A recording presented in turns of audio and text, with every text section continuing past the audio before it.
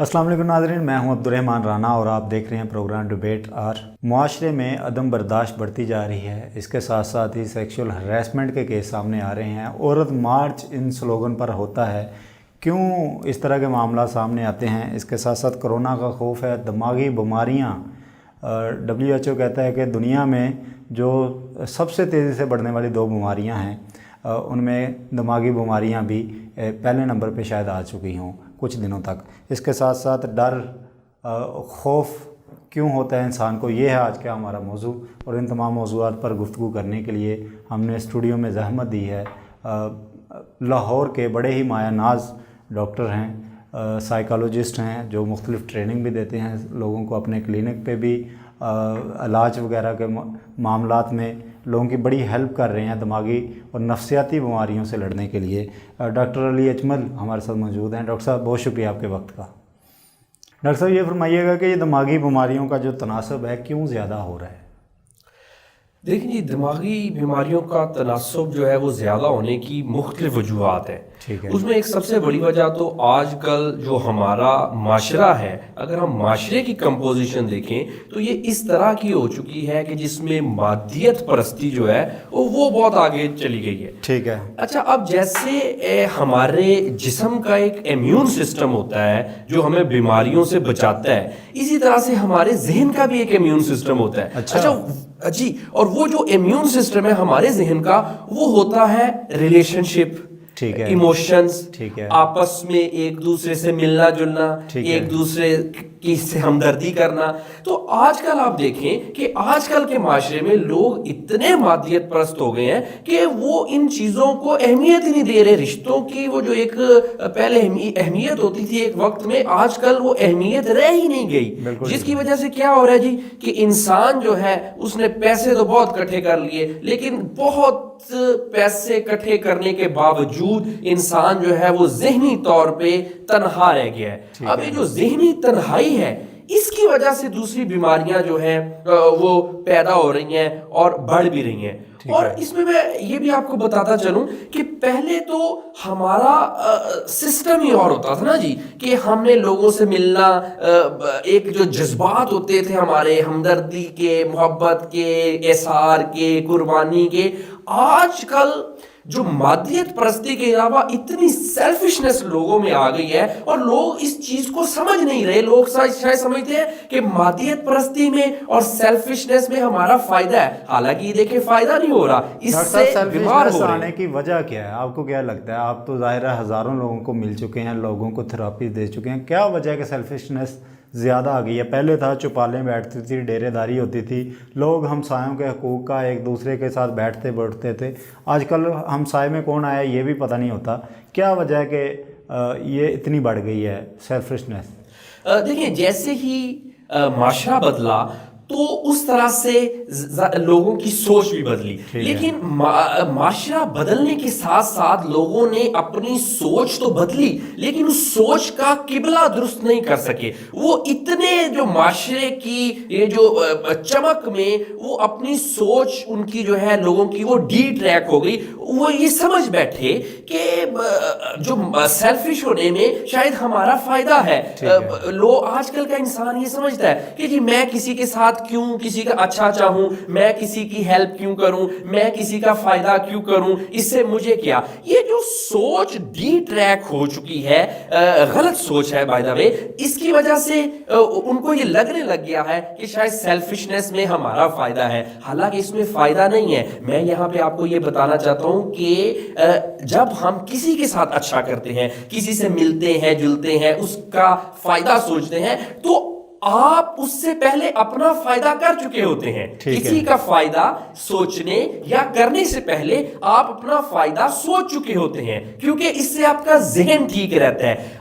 आज जो अभी आपका सवाल था कि आज इतने नफ्सियाती मर्ज क्यों हैं, वो इन्हीं वजह से हैं کہ ہماری سوچ ڈی ٹریک ہو گئی ہے. ہم نے یہ نیگیٹیوٹی زیادہ آ گئی ہے. جی obviously جی نیگیٹیوٹی تو زیادہ آئے گی. جب آپ دیکھیں نا جی آج کیا صورتحال ہے, ایک بھائی دوسرے بھائی کے ساتھ بات کرنے کو تیار نہیں ہے. ماں باپ کا احترام جو کہ پہلے ہوتا تھا وہ آج کل نہیں ہے. اور یہ جو ساری چیزیں ہیں انہوں نے کولیکٹیولی لوگوں میں نیگیٹیوٹی پروڈیوس کی ہے. اچھا اس کے بعد اس کا جو ہمیں فروٹ ملا ہے, جو اس نیگیٹیوٹی نے ہمیں جو فروٹ دیا ہے وہ عدم برداشت ہے. آپ دیکھیں چھوٹی چھوٹی بات پہ آج کل لوگ فلیئر اپ ہو جاتے ہیں, لوگوں میں برداشت ہی نہیں ہے, وہ کر ہی نہیں سکتے برداشت. چھوٹی سی بات پہ جرائم جتنے پہلے ہوتے تھے آج آپ دیکھیں آج کتنے ہو رہے ہیں, ڈبل ٹرپل بہت زیادہ ریشو ہے نا جی. تو وجہ اس کی یہی ہے کہ ہم نے اپنے آپ کو ایک دماغی کھول میں بند کر لیا ہے, جس کی وجہ سے عدم برداشت بھی بڑھ رہی ہے. ہم کسی کی بات سننے کو تیار نہیں ہے اور اس کی وجہ سے دیکھیں معاشرے میں بگاڑ ہی بگاڑ پیدا ہو. ٹیکنالوجی نے بھی ڈاکٹر صاحب بگاڑ پیدا کیا کہ نہیں؟ جی obviously جی ٹیکنالوجی نے تو بہرحال بگاڑ پیدا کیا ہے. ہوا یہ کہ جب ہم پرانے دور میں ٹیکنالوجی نہیں ہوتی تھی اور اس کے بعد جب ٹیکنالوجی آ گئی تو ہم لوگ نئے ماحول کے ساتھ ایڈجسٹ نہیں کر سکے.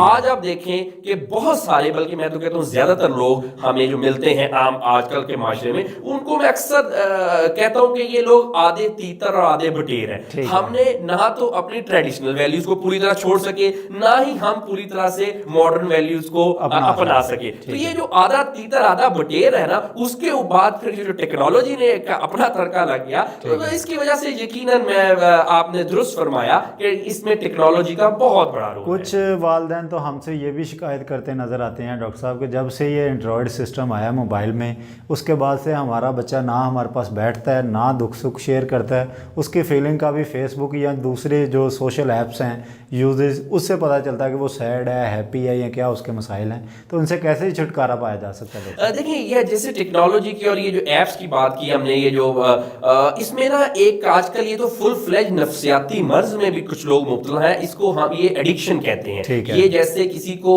کسی نشے کی ایڈکشن ہو جاتی ہے نا, یہ آج کل ماڈرن نشہ ہے, یہ ایک ایڈکشن ہے کہ ہر وقت بچہ جو ہے وہ اپنے موبائل پہ لگا ہوا ہے یا ٹیبز مختلف طریقوں سے استعمال کر رہا ہے. تو اس میں ایک حد تک ایڈکشن کا بھی ایلیمنٹ آ گیا. اس میں ہمیں اس کا جو چھٹکارا ہے وہ بچوں کو پیار سے ساتھ لگانا پڑے گا, کیونکہ اس میں اس کی اگر آپ نیچر دیکھیں نا, جو ایپس کی اور اس طرح کی یہ جو موبائل ٹیکنالوجی ہے, اس کی اس طرح کی نیچر ہے کہ یہ انسانی فطرت کو بڑا اٹریکٹ کرتی ہے. ہر شخص, بچے تو بچے, بوڑھے جن کے بچپن میں ٹیکنالوجی نہیں ہوتی تھی, انہوں نے بڑھاپے میں موبائل استعمال کرنا شروع کیا. اچھا ان کو بھی ایڈکشن ہو گئی, وہ بھی ہر وقت دیکھیں تو فیس بک پہ لگے ہوئے ہیں یا دوسری تیسری چیزیں استعمال کر رہے ہیں. تو اس میں پیرنٹس کو اگر اپنے بچوں کو اس ایڈکشن سے باز رکھنا ہے تو پیرنٹس کو ذرا تھوڑا سا ٹریڈیشنل رول سے ہٹ کے ان کو تھوڑا سا ماڈرن طریقے پہ آنا پڑے گا. جی ماڈرن پیرنٹس بننا پڑے گا. اپنے آپ میں پیرنٹس کو بچوں کے تئیں ذرا برداشت پیدا کرنی ہوگی, ان کو پیار سے ساتھ لگائیں. اور یہ بڑی آپ نے خوبصورت بات کی ہے جس میں یہ بھی ایڈ کرنا چاہوں گا کہ دیکھیں بچوں, آج کل کے جو بچے ہیں نا, ان کو آپ 50 سال والے پہلے والے بچوں کی طرح نہیں ٹریٹ کر سکتے. معاملات نہیں ہو سکتے جیسے ہمیں چھتر بھی پھر جاتا تھا, اس طرح کے معاملات نہیں ہو سکتے. ڈاکٹر صاحب یہ فرمائیے گا کہ ایک گیمز بھی کچھ ایسی آئی تھی جن کی ایڈکشن اس حد تک ہوگی کہ لوگ خودکشیاں بچے کرنا شروع ہو گئے اور والدین نے ڈر کے اس پہ ان کو منع کرنا بھی شروع کر دیا. پب جی اس کی ایک مشہور مثال تھی. اب ان کو چیزوں پہ قابو کافی حد تک پا لیا گیا ہے, کیونکہ کتنے سارے سائیکالوجسٹ تھے, آپ کی کمیونٹی کے ڈاکٹرز تھے, جن کو میڈیا نے بالکل پرائم ٹائم پہ جگہ دی کہ شاید معاشرے میں کچھ ابھی بھی بگاڑ ہے, اس کو کیسے سیٹ کر سکتے ہیں؟ جی اس میں ایسے ہے کہ بچوں کو آپ پازیٹیو اور ہیلدی ایکٹیویٹیز کی طرف لگائیں. ہوتا یہ ہے کہ ہم یہ سمجھتے ہیں کہ شاید جیسے بچے ہماری زندگی گزار رہے ہیں ویسے ہی ان کی زندگی گزرتی رہے اور ان کو ہم ڈانٹ ڈپٹ کر کے شاید غلط جو رستے ہیں ان سے محفوظ رکھیں. نہیں, آج کل ایسے نہیں ہو سکتا. آج کل آپ کو بچوں کو غلط چیزوں سے روکنے کے ساتھ ساتھ ان کو ہیلدی اور پازیٹیو ایکٹیویٹی میں انوالو بھی کرنا پڑے گا. جیسے آپ نے گیم کی بات کی, تو یہ گریجولی بچوں کو سوسائڈ کی طرف لے کے جاتے تھی یہ گیم. یہ پہلے آہستہ آہستہ ان کو تھوڑا تھوڑا ٹریپ کرتی تھی جن میں وہ بچوں کی مینٹلی ڈیسینسٹائزیشن ہو جاتی تھی اور وہ پھر ایک عرصہ بعد گیم کھیلتے کھیلتے اس اسٹیج پہ پہنچ جاتے تھے کہ وہ سوسائڈ بھی ایک کرنے کی طرف چلے جاتے تھے. اچھا اس میں اس کا سب سے بہتر طریقہ یہ کہ پیرنٹس بچوں کو ایسی ایکٹیویٹیز میں لگائیں جو کہ پازیٹیو اور ہیلدی ہونے کے ساتھ ساتھ مزیدار بھی ہوں, کیونکہ آفٹر آل بچے ہیں نا جی, تو اس کی طرف کیوں جاتے ہیں, کیونکہ اس میں مزہ آتا ہے. تو اب ہم ان کی انسان کی یا بچوں کی مزے کی حصہ تو نہیں ختم کر سکتے, ہم یہ کر سکتے ہیں کہ ان کو ایسی ایکٹیویٹیز میں لگائیں جن میں وہ پازیٹیو ایکٹیویٹیز, پروڈکٹیو, پروگریسو اور ساتھ ساتھ پلیئرفل ایکٹیویٹیز بھی. ڈاکٹر صاحب ایک آج کل سب سے بڑا جو مسئلہ ہے وہ یہ ہے کہ بچہ پیدا ہوتا ہے, اس کو ماں باپ خوشی سے موبائل پکڑا دیتے ہیں کہ یہ موبائل پکڑ لو. اب یہ بچہ تو بڑا کارٹون دیکھتا ہے, یہ تو گیم کھیلتا ہے, اتنی ایڈکشن ہو جاتی ہے وہ بچے کی کہ جب تک وہ بولنا شروع کرتا ہے اس کو موبائل چلانے کا اچی بچی ABC ہر چیز کا پتہ ہوتا ہے. کیسے اس ایڈکشن سے جان چھٹکارا بچائیں کہ وہ بچہ کل کو کرکٹ کھیلے, وہ بچہ کل کو گراؤنڈ میں فٹ بال کھیلنے آئیں, کیا سجیسٹ کریں گے آپ پیرنٹس کو؟ جی سب سے پہلے پیرنٹس کو تو میں یہ سجیسٹ کروں گا کہ آپ آج کل اکثر ایسا ہوتا ہے کہ بہت سارے پیرنٹس جو ہے نا سوری ٹو سے کہ اپنی جان چھڑوانے کے لیے بچے سے اس کو اپنا موبائل پکڑا دیتے ہیں کہ بچہ تنگ کر رہا ہے تو اس کے ساتھ باتیں کرنا یا اس کو ٹوائز میں لگا کے اس کے ساتھ کھیلنا. وہ کیا کر رہے ہیں جی کہ مدر نے اس کو ایک موبائل پکڑا دیا اور خود بھی موبائل پہ لگی. فادر جو ہے جی وہ پہلے جی کام سے گھر پہ آئے, اس کے بعد جی انہوں نے بھی بچوں کے ساتھ کھیلنے کی بجائے انہوں نے اپنا موبائل کھول کے بیٹھ گئے. تو یہ ہم بچوں کو جیسے ہم ان کی اپ برنگنگ کر رہے ہیں شروع سے ہی ہم ان کو ایڈکشن کی طرف لے کے جا رہے ہیں. اس میں بچوں میں اگریسو بیہیویئر پیدا ہوتا ہے موبائل وغیرہ زیادہ استعمال کرنے سے. تو پیرنٹس کو چاہیے کہ سٹارٹ عمر سے ہی آپ اپنے بچوں کو ٹائم دیں. اگر بچوں کی ایڈکشن ختم کرنی ہے تو سب سے پہلے پیرنٹس کو اپنی ایڈکشن ختم کرنی پڑے. بالکل ٹھیک ہے جی. ڈاکٹر علی اجمل صاحب سے ہماری گفتگو کا سلسلہ جاری ہے. ناظرین یہاں پہ لیتے ہیں ایک چھوٹا سا بریک کے بعد دوبارہ حاضر ہوں گے.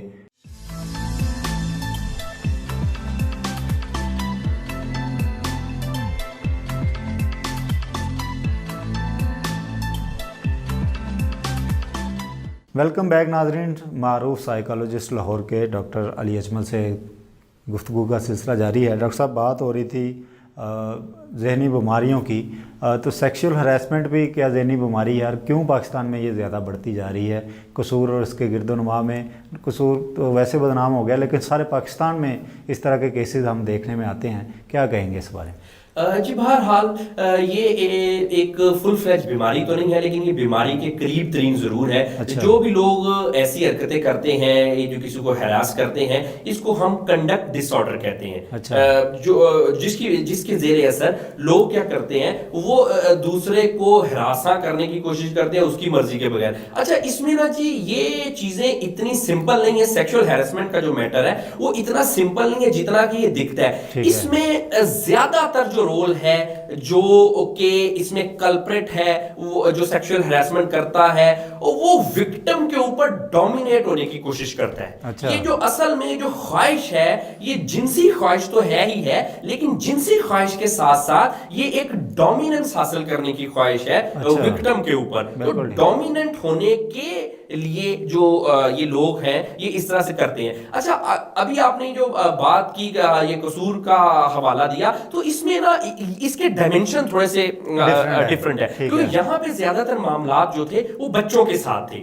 ابھی اس میں بھی ہمیں یہ بھی سوچنا پڑے گا اس میں. اچھا میں تھوڑا سا اس کو اور بڑھاؤں, اگر اس ٹاپک کو تھوڑا سا اور کھول لوں تو اس کو کھول کے میں مزید یہ جاننا چاہتا ہوں آپ کو کہ ریپ کیسز بھی زیادہ پہلے اتنے زیادہ سننے کو ملتے نہیں تھے, اب تو خوفناک حد تک اضافہ ہو گیا. موٹر وے کیس دیکھا ہم نے, اس کے علاوہ کتنے سارے علاقے تھے جہاں پہ چھوٹے بچوں کے ساتھ ریپ کے کیسز بہت زیادہ یہ سامنے نظر آئے اور جب اس کے ساتھ میڈیا جب ان کے ساتھ پوچھ رہا وہ غلطی ہوگی. اتنا بدحواس کیوں ہو جاتا ہے بندہ؟ یہ بھی کوئی بیماری ہے کیا سمجھیں؟ جی بالکل یہ ایک بیماری ہے, اس کو ہم پیڈوفیلیا کہتے ہیں. اور پیڈوفیلیا کے مرض میں یہ ہوتا ہے کہ جو ریپ کرنے والا ہے اس کا جو وکٹم ہے وہ ہمیشہ بچہ ہی ہوگا. اگر اس کو اچھا بہت سارے پیڈوفائل ایسے بھی ہوتے ہیں جو کہ میرڈ ہوتے ہیں, ان کی شادیاں ہوئی ہوتی ہیں. اچھا وہ کیا کرتے ہیں, ان کو جو ہے خواتین یا اور دوسرے تیسرے جو کہ نیچرل طریقہ ہے اس میں وہ سیٹسفیکشن نہیں محسوس کرتے جو کہ وہ بچوں کی طرف کرتے ہیں. تو یہ ایک فل فلیج جو ہے یہ ایک بیماری ہے پیڈوفیلیا. اچھا اس میں دوسری بات بڑی امپورٹنٹ ہے جی کہ ہم ایک تو جو ہے جو ریپ کرنے والا ہے بچوں کے ساتھ, اچھا دوسرے اینگل پہ جو بچے ہیں, ابھی ہم جو ریپ کرنے والا ہے اس کو تو ظاہری بات ہے اس کو ذہنی طور پہ علاج کر کے یا اس کو جیل میں بھیج کے ٹھیک کر سکتے ہیں, لیکن ہم اس معاملات میں اپنے بچوں کو کیسے بچا سکتے ہیں؟ اصل پوائنٹ یہ ہے, اصل پوائنٹ بالکل یہ ہے, اور یہ بڑی امپورٹنٹ بات ہے. اس میں بچوں کی ٹریننگ کرنی چاہیے ہمیں کہ بچوں کو بتایا جائے کہ بیٹا بیڈ ٹچ اور گڈ ٹچ کیا ہوتا ہے, ٹھیک ہے, کس شخص کو اپنے کتنا قریب آنے دینا ہے یا کس شخص کو اپنے سے دور رکھنا ہے. ہوتا یہ ہے کہ جب ہم بچوں کو یہ نہیں سکھاتے تو بچے جو ہیں وہ بڑے ولنریبل ہو جاتے ہیں ایسے وکٹم بننے کے.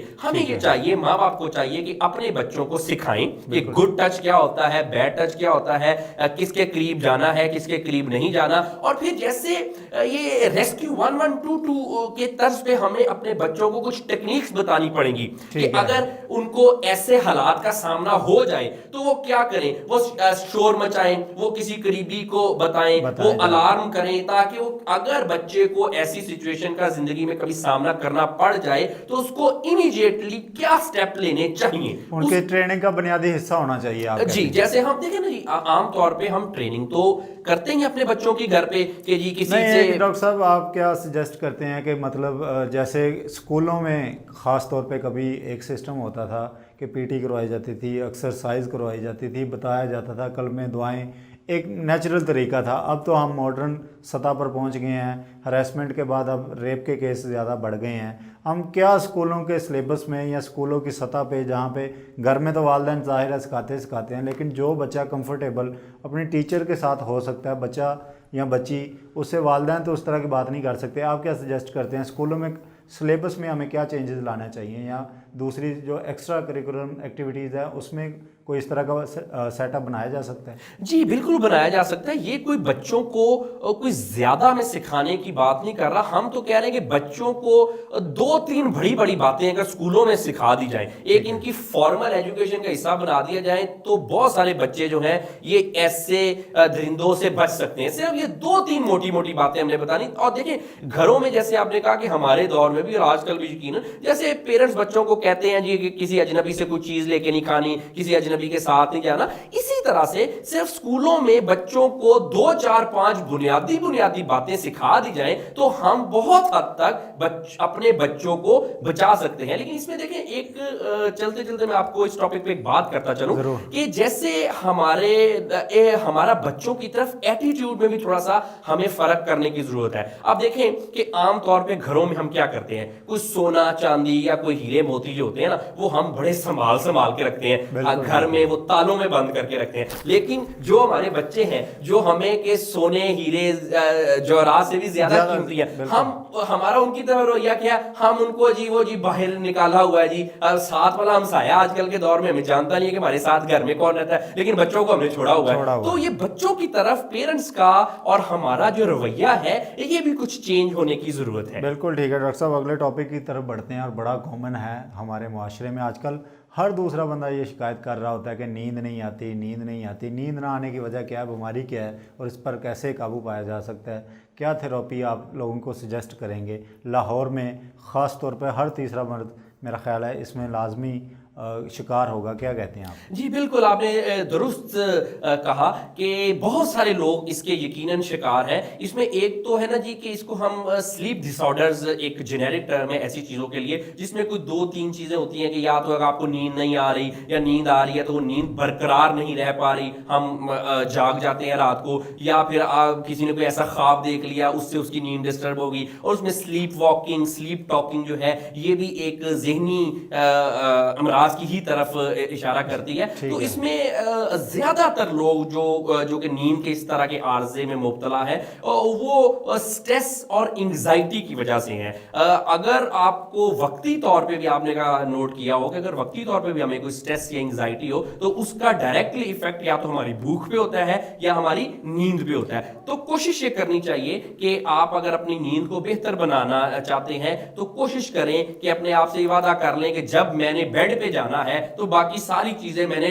باہر رکھ کے جانی ہے. کیسے باہر رکھ کے جانی ہے ڈاکٹر صاحب؟ اس کی کیا مطلب؟ ایک سٹریس بندہ ہو گیا، کوئی پریشانی بن گئی ہے کسی بندے کو، کوئی مسئلہ آ گیا ہے، اس میں سے کیسے نکل سکتا ہے اس کو؟ مطلب دیکھیں اگر اس کو سلیپ کی حد تک بات کریں تو ہمیں یہ ظاہری بات ہے اوور نائٹ تو کوئی اتنا ایکسپرٹ نہیں ہو جائے گا کہ بہت ٹینشن میں ہے تو کہ جی آج جب میں نے بیڈ پہ جانا ہے تو میں نے ساری ٹینشن کو باہر رکھ کے جانا ہے. ایسے تو پاسبل نہیں ہے. لیکن اس میں یہ ہے کہ آہستہ آہستہ پریکٹس کرتے رہنا چاہیے کہ آج آپ کریں گے یہ فارمولا اپلائی کریں گے نہیں ہوگا آپ سے، کل کو کریں گے نہیں ہوگا. اچھا آہستہ آہستہ کرتے کرتے نا ہم اس سٹیج پہ انسان پہنچ جاتا ہے کہ وہ اس سے یوزڈ ہو جاتا ہے، پھر وہ اپنے مائنڈ کو کنٹرول کرنا جو ہے وہ سٹارٹ کر دیتا ہے. تو اس کا ایک تو یہ حل ہے. اچھا اگر دوسرا مسئلہ ہے کہ اگر کوئی خدا نہ خواستہ اس حد تک کوئی مرض میں کوئی بندہ مبتلا ہو گیا ہے کہ اس کو وہ اس چیز کو پریکٹس نہیں کر سکتا تو پھر اس کو چاہیے کہ وہ کسی ماہر نفسیات سے اپنا علاج کرائے.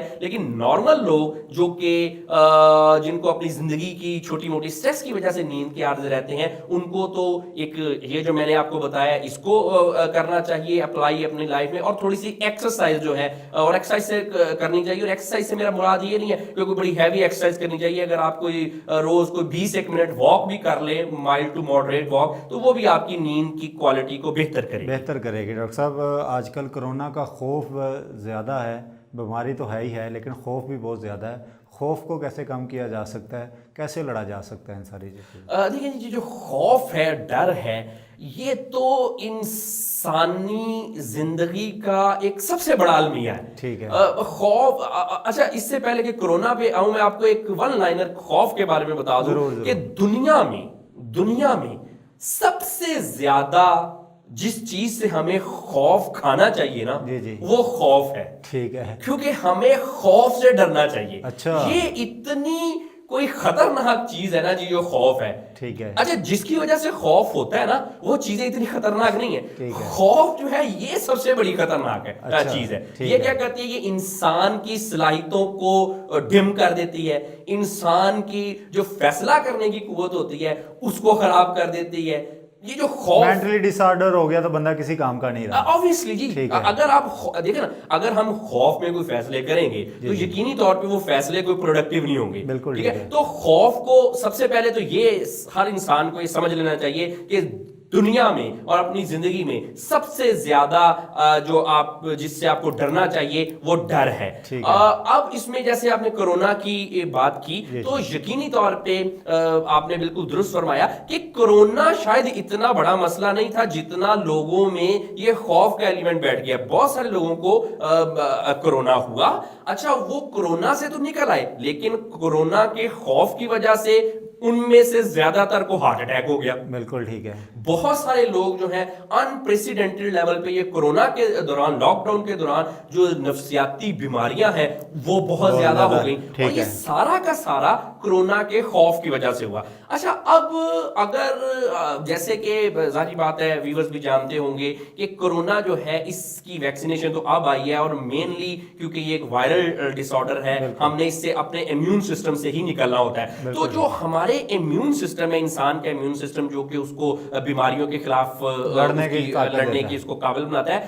امیون سسٹم کے لیے سب سے زیادہ جو خطرناک چیز ہے نا وہ بھی خوف ہی ہے. خوف اور سٹریس جو ہے نا وہ تو انسان کے امیون سسٹم کو تباہ کر دیتا ہے. کرونا نے شاید کچھ بھی نہ کرنا ہو آپ کا، شاید کسی بندے کا شاید کچھ بھی نہ کرنا ہو اگر اس کا امیون سسٹم انٹیکٹ ہے، لیکن اس کا ڈر اور اس کا خوف جو ہے وہ آپ کے امیون سسٹم کو انٹیکٹ نہیں رہنے دیتا اور انسان جو ہے وہ کرونا یا اور بھی دوسری بیماریوں کی طرف زیادہ vulnerable ہو جاتا ہے. اب جو آپ بات کر رہے تھے کہ اس سے کیسے نپٹا جائے تو اس کو جتنا کوئی انسان جلدی سمجھ لے کہ خوف کچھ بھی نہیں ہے، خوف ایک یوٹوپیا ہے.